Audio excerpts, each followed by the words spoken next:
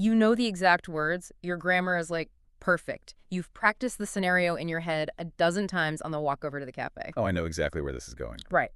But the second the barista actually asks you a follow-up question, your brain just completely short circuits. Yep. Total blank. You find yourself just smiling, nodding, and awkwardly pointing at a pastry, entirely unable to access the vocabulary you know you possess. It is the absolute worst feeling. It really is. Why do we go from fluent in our heads to completely paralyzed in real life? Well, today we are cracking the code on that exact phenomenon. I am so ready for this. We're doing a deep dive into a really fascinating excerpt from a text called Mastering the Art of Articulation, A Guide to Advanced Speaking. And our mission today is basically twofold. Let's hear it. First, we're extracting the practical strategies you need to break through that dreaded intermediate language plateau so you can finally reach C1 fluency. But second, we're doing this while actively using and quickly defining in context the advanced C1 verbs the author relies on in the text itself. Oh, I love that approach. So we're basically analyzing the method while simultaneously absorbing the exact vocabulary you need. What's fascinating here is that this text fundamentally shifts how we view the biology and the psychology of language acquisition. How so? Well, if we connect this to the bigger picture, learning a language isn't just about loading up a database of grammar rules or verb conjugations. It's about how we successfully convey, how we make understandable, incredibly complex, nuanced ideas under pressure. Right, because taking a written test is totally different from chatting in a loud room. Exactly. This text provides a blueprint for moving from merely surviving in a language, like ordering the coffee or asking for directions, to truly thriving in it. It repositions fluency as this physical and emotional act of expression. That disconnect between the memory test and the physical act is just so relatable. It really is. Okay, let's unpack this. It's like having all the ingredients for a gourmet meal laid out on your kitchen counter. You know what the ingredients are, you know what the dish should taste like, but when the guests arrive and the pan starts smoking, your motor skills just fall apart. Yeah. The pressure hits, and you end up serving burnt toast. That is exactly the mechanism at play. You have the raw semantic knowledge, but you completely lack the procedural fluency to execute it when the cognitive load gets high. Right. So to you listening right now, if you've ever felt stuck translating in your head, pausing awkwardly while a native speaker waits patiently, this deep dive is designed specifically to get you out of your head and actually cooking. Let's get them cooking.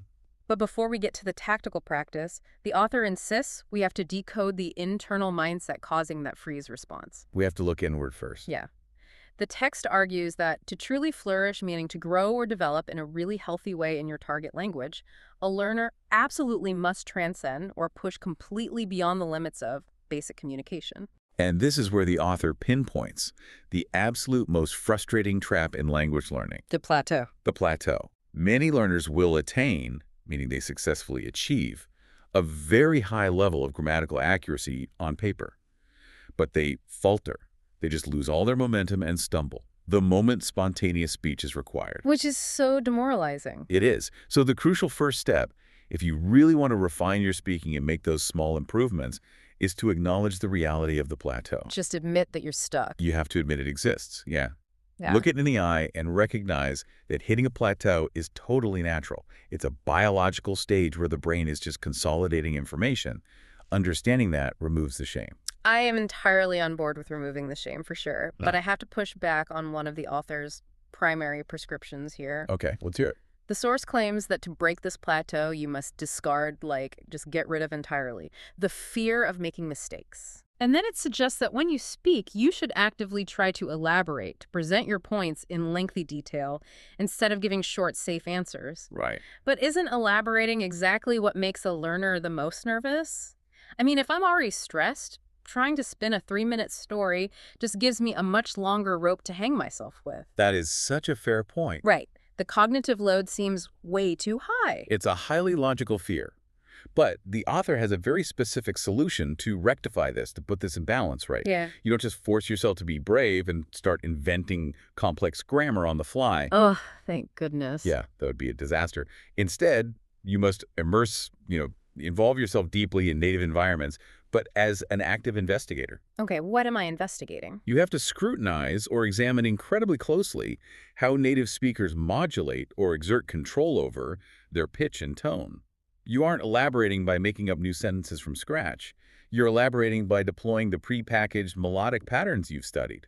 Ah, I see. So you're not listening to understand the dictionary definition of their words. Not at all. You're listening to the music of their speech, the rhythm, the pauses where their voice drops at the end of a sentence. Precisely. You are analyzing the acoustic blueprint. And during this deep immersion, you are guaranteed to encounter or unexpectedly run into idioms that completely perplex you. Phrases that just leave you utterly baffled. Exactly. But the author insists you must endeavor. You have to try your absolute hardest to use those phrases anyway. Even if you don't fully get them. Even then, taking those specific observed risks is what will augment or significantly add to your ability to handle complex topics. Because you're basically stealing their pre-built conversational blocks. That's exactly it. You don't have to think about the grammar of the idiom. You just drop the whole block into your sentence, and that actually makes the idea of elaborating much less terrifying. It lowers the cognitive load drastically. Which bridges us perfectly to the next massive hurdle. How do you practice these stolen musical patterns safely before you step onto the public stage? Right, before you embarrass yourself. Exactly.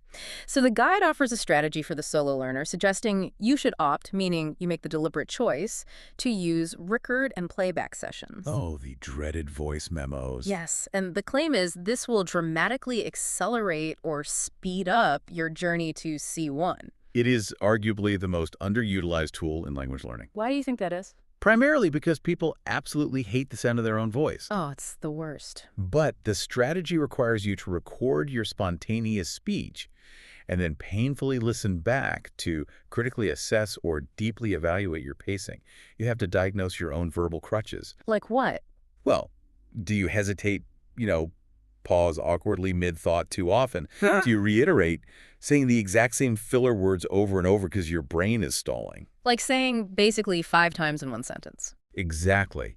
Once you spot those habits, you correct them by training yourselves to paraphrase, which is the vital skill of expressing that exact same meaning using completely different words. I see the logic. It's like an athlete watching their own game tape to spot their tells. If you don't know you're doing it, you can't fix it. Exactly. Here's where it gets really interesting, though. The text suggests mimicking, literally imitating the exact vocal behavior of primetime news anchors. It sounds intense, I know. It sounds incredibly intense for casual conversation. I mean, if I order a croissant in Paris using a rigid news anchor voice, they're going to laugh me out of the bakery. They absolutely would. Yeah. But it's not about sounding like a broadcaster in real life. It's about rhythm. Okay, walk me through that. News anchors are highly trained athletes in vocal pacing. By mimicking them in your bedroom, you're forcing your body to learn how to synchronize or cause to occur at the exact same rate you're breathing with your speech. Oh, because when learners get stressed, the first thing that goes is the breathing. Exactly.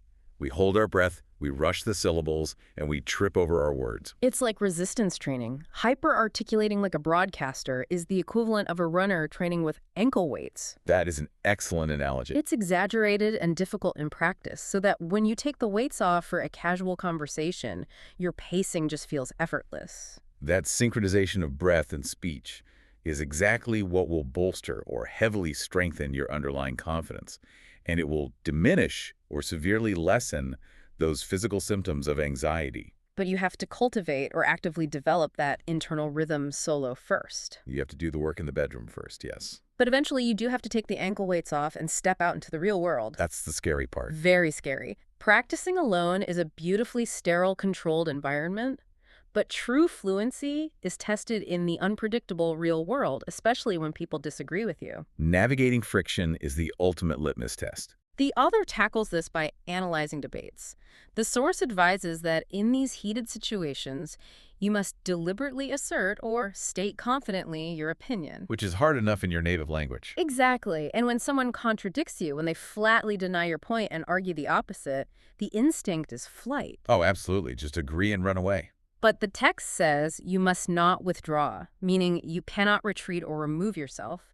You have to lean in and corroborate or give solid evidence to support your argument. It's intense. It is.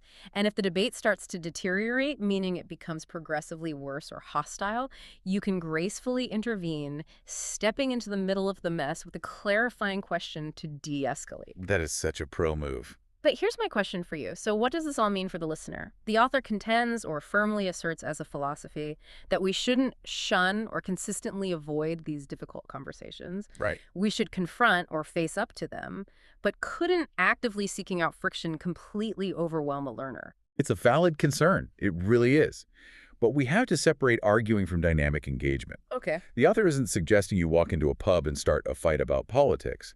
The goal is to diversify, to radically enlarge the range of your social circle. Getting out of your comfort zone. Exactly. Engaging with diverse backgrounds will heavily stimulate or raise the activity levels in your brain.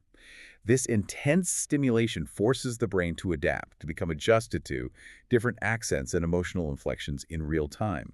Because when you're emotionally invested in a debate, even a friendly one about, like, a movie, your brain just stops translating. You care more about making your point than you do about perfect grammar. It bypasses the conscious filter? Yes. The emotion overrides the translation mechanism. And successfully navigating that conversational friction is the very thing that will validate or prove the accuracy of all that solo hard work you did. It's proof that it's working. Exactly. As you evolve, gradually developing through these encounters, you suddenly realize you can convey or successfully make understandable, really subtle emotions like sarcasm or empathy. It's the moment the language stops being a puzzle and starts being an actual piece of your personality. That is the ultimate goal. But let's say you get there, you've done the voice memos, you've survived the dinner party debates, you're finally comfortable.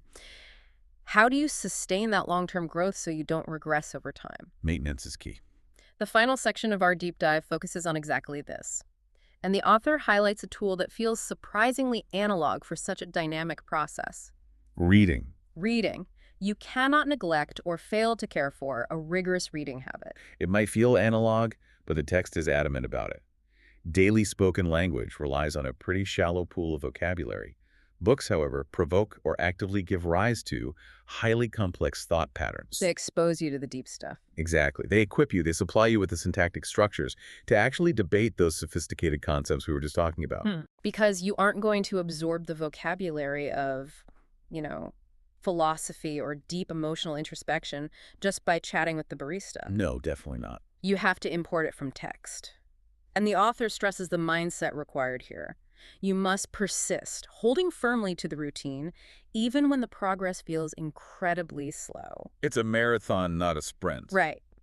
If you dedicate fully devoting your time to the task, you will inevitably surpass or go far beyond your current limits. It really is an evolution. It's like finally upgrading your toolkit. Mm. When you're an intermediate learner, you basically have a hammer, and every thought you have is a nail. You just smash your way through a sentence. I've definitely been there. But eventually, through reading, you can discern or sharply perceive the subtle differences between synonyms, and you can utilize or make practical use of the exact right tool for the job. That toolkit analogy is perfect, and it really summarizes the core philosophy of the text. Ultimately, fluency isn't about absolute error-free perfection. What is it about then? It's about how you negotiate, how you find a way through, meaning in real time. It's the ability to pivot when you forget a word, to gracefully rephrase a clunky sentence, and keep that human connection alive. We have dissected a massive amount of strategy today, from changing how you listen to native speakers to watching your own conversational game tape, facing real-world debates head-on, and fueling your mind with books. It's a comprehensive roadmap. And we've explicitly unpacked a massive list of C1 verbs along the way to alleviate or make less severe the vocabulary hurdle you might face. And I think the author's final sentiment is exactly what learners need to hear. What's the takeaway? To conclude, to bring this all to an end, do not underestimate or falsely value as too small your own potential.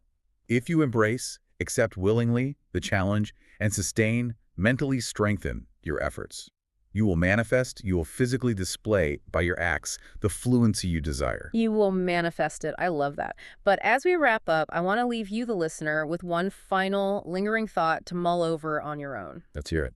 We spent a lot of time talking about not shunning difficult conversations, about leaning into friction. Think about this. What if the moments where you feel the absolute most inarticulate and embarrassed aren't actually setbacks at all? Oh, that's an interesting reframe. What if your most uncomfortable, awkward language failures are the exact necessary blueprints your brain is using to rewire itself for fluency? The embarrassment isn't a failure, it's the physical sensation of your brain adapting. Wow. Something to think about the next time you falter and find yourself staring at all those ingredients on the counter, wondering how on earth you're going to cook.